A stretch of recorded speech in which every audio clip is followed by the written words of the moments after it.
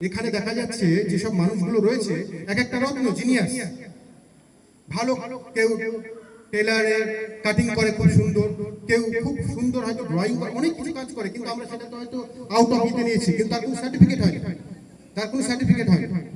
তো ক্রেডেনশিয়ালটা ইম্পর্টেন্ট নয়, তোমার অ্যাবিলিটিটা অনেক বেশি ইম্পর্টেন্ট। সেই জন্য আগে নিজের অ্যাবিলিটি তৈরি করো, পাওয়ারটা তৈরি করো।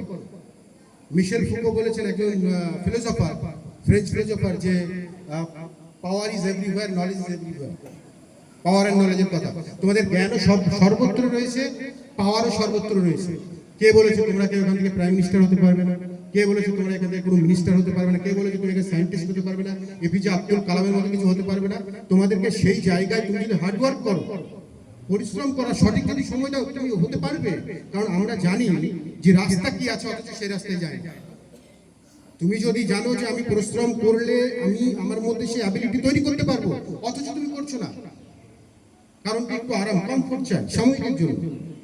আমাদের পিয়ার ভাই, না শুধু আমার পরিচয় সংগঠনের থ্রু দিয়ে হয়, ইনি পড়াশোনার কতটুকু করেছে তোমরা এখানে সবাই ভালো করে জানো, উনি যে না ডক্টর না সায়েন্টিস্ট, কিন্তু সোসাইটিকে এখন যে জায়গায় গিয়ে ওনার ব্রেন খাটিয়ে শিক্ষাদানের জন্য বিএড কলেজ করেছে, মানুষের উপকারের জন্য হেলথ সেন্টার, মানে এটাও তো একটা অনেক বড় একটা ব্রিলিয়েন্সি। তো শুধুমাত্র স্কুল বা কলেজের থ্রু দিয়ে তোমরা এডুকেটেড হবে, ডাজন্ট ম্যাটার, এটা কোনো বিষয় নয় যে তোমরা ওর থ্রু দিয়ে হবে। এডুকেটেড নিজেদেরকে করো, সচেতন হও, না হলে এই কাজিসা একটা সময় 20 বছর পিছিয়ে গেলে কি ছিল, এখন দেখো ডক্টরের আছে, এখন দেখো টিচার আছে, প্রফেসর আছে, এখন দেখো ছোটখাটো অনেকে সায়েন্টিস্ট আছে, ক্ষুদ্র সায়েন্টিস্ট রয়েছে।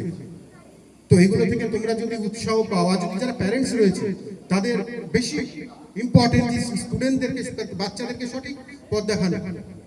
তো এটাই আমি দেখো অনেকে রয়েছে, আমি বেশি বক্তব্য দেবো না, তবে যাই হোক, যারা এখানে তোমরা সকল স্টুডেন্ট রয়েছে তোমাদেরকে অসংখ্য ধন্যবাদ, খুব ভালো রেজাল্ট করেছো যারা সকলকে, এবং তোমরা এগিয়ে যাও, আমরা অলওয়েজ আছি।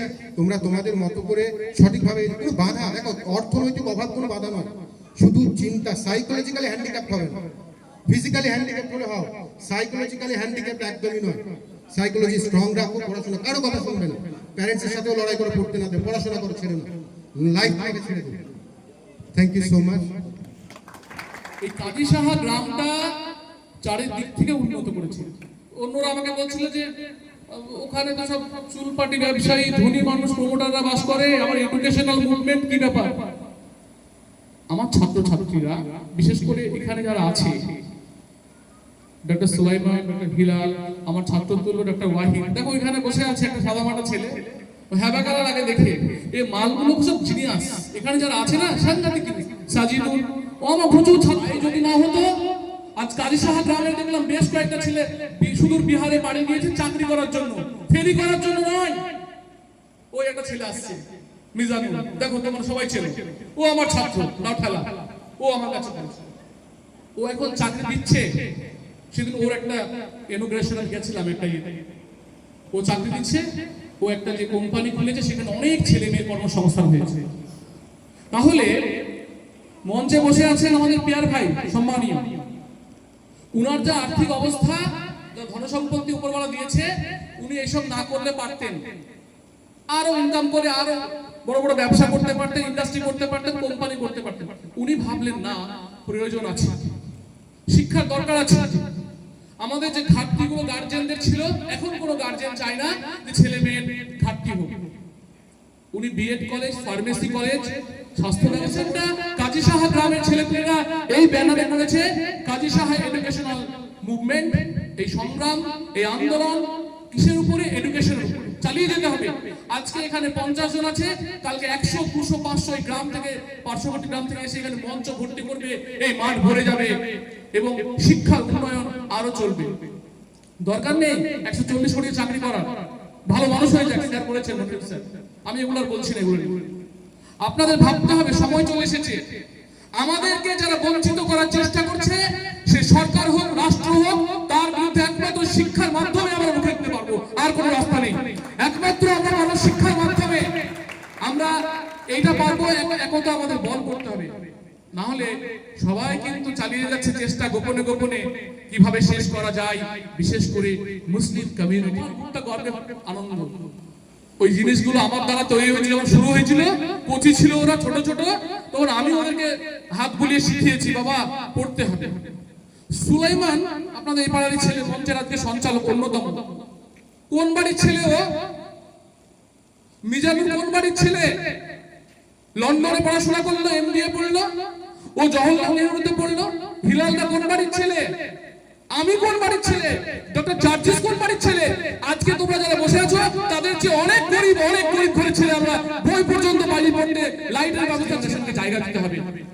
আমাদের মেয়েরা, আমাদের ছেলেরা এরা আসবে, এবং কাজীসাহা গ্রামের ছেলেদের হাত দিয়েই, এই সমাজের লোকেদের হাত দিয়েই আমি চাইবো বেলডাঙ্গার যা যা কিছু করার দরকার।